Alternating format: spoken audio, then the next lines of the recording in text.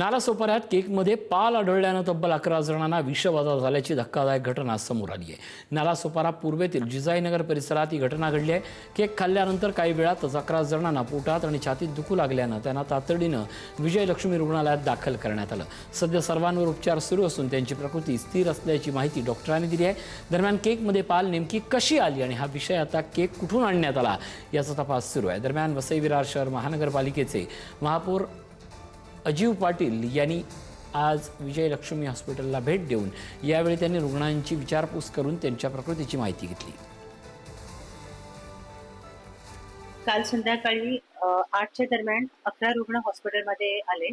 त्याच्यामध्ये 7 मुलं आहेत आणि 4 ॲडल्ट्स आहेत। संध्याकाळी त्यांच्या घरी काहीतरी 4 ते 5 दरम्यान वाढदिवस होता आणि वाढदिवसासाठी त्यांनी केक आणला होता।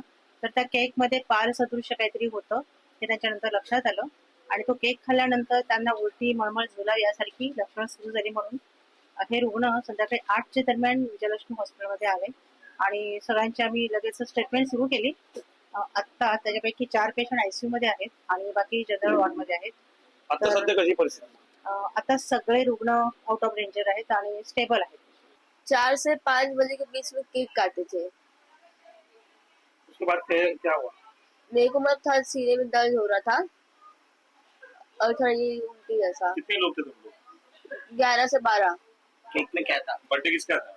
बर्थडे एक दीदी थे सेकंड फ्लोर में, उनका था। केक में क्या देखा था? छिपकली, ये इतना था, ज्यादा नहीं।